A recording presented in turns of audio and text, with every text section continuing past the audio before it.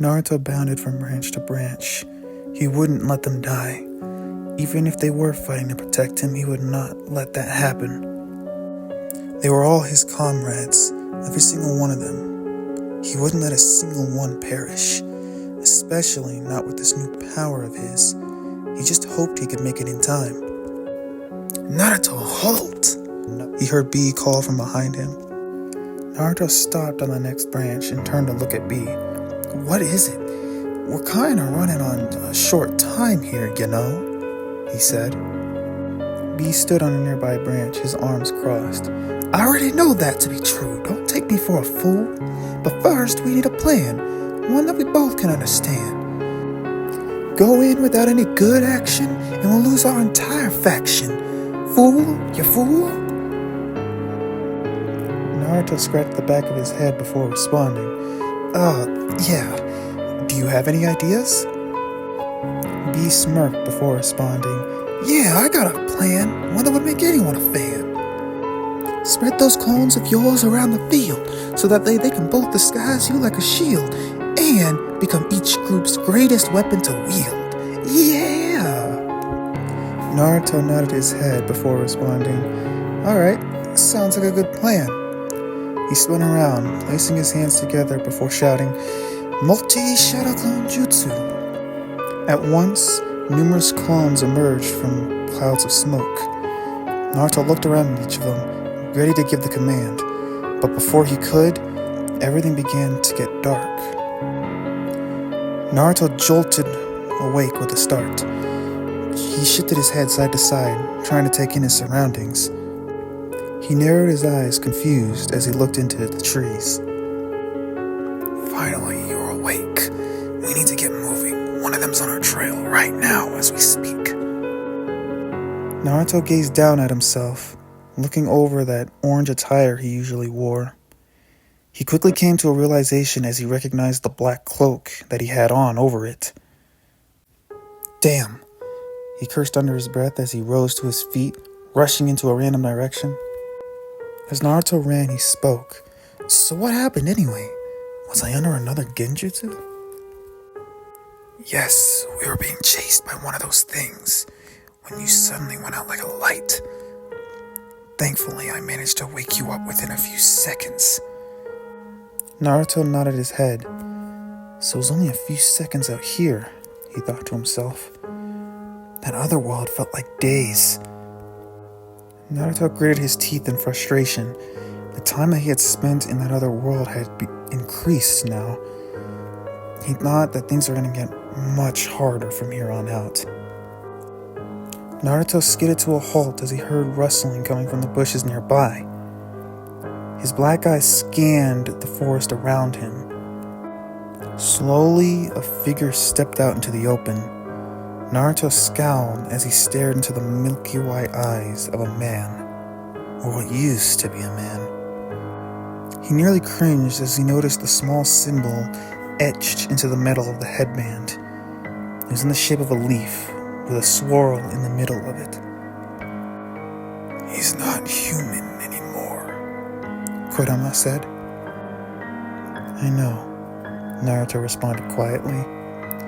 He looked the man up and down, taking note of that slimy gray fluid that poured from the man's eyes and mouth, before taking in the rest of the man's bony-shaped body. Naruto was thankful that the man only had on a pair of baggy pants and boots. It made it just a little bit easier to tell what type he was. And judging by the extremely skinny frame, along with the blood-red skin on his hands, each finger being tipped with a claw, Naruto guessed he was one of the faster ones. "Do you remember what to do?" Kurama asked. Naruto nodded. "Don't get hit. Don't get infected." At once, the man rushed forward, swiping at Naruto, who ducked in response. Naruto moved backward inch by inch as the man tried again and again to slice through his flesh. Sweat dripped from Naruto's face as the man tried once more, missing him by mere centimeters. He leaped away, hoping to gain some distance, but the man followed after him.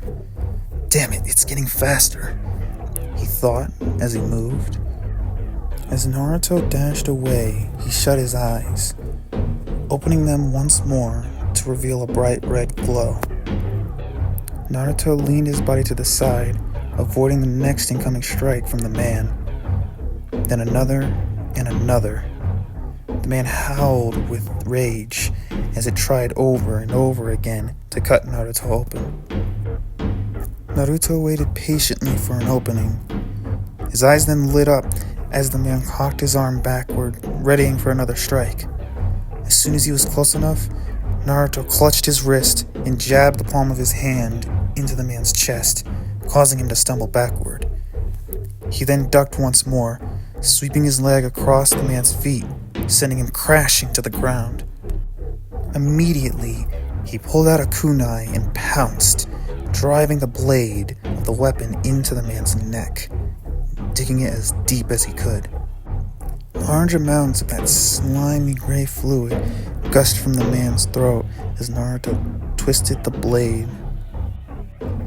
Once the man had finally gone still, Naruto yanked the kunai out, letting out a heavy sigh of relief. Naruto crouched there for a while, his red eyes staring down at the still body. He then shut them and let out another sigh. When we get to the afterlife, remind me to thank Sasuke, he said. He opened his eyes again, his cold black gaze seeming to stare at nothing as his mind wandered. Naruto gritted his teeth as he held on to his black cloak. If only he were stronger that day, then they could be working together to solve this damned problem. Even so, there wasn't anything he could change. The most he could do now was be thankful for the gift that Sasuke had left for him, one that he would make damn sure to put to good use: the Sharingan. Wiping his kunai off, Naruto stood. Twirling the weapon around, he placed it back into its holster. I hope you're not infected, Kurama said. That was a messy kill. I should be fine, Naruto responded. No scratches from what I can tell. What will you do now? Kurama asked. Naruto stared up into the pure gray sky. Looking right into that damned blood moon, he spoke. Well, hopefully, find someone else who's actually alive and not come across any more of those things, especially the more powerful ones. He shut his eyes as he thought back to that Madara guy. But for now, we keep walking.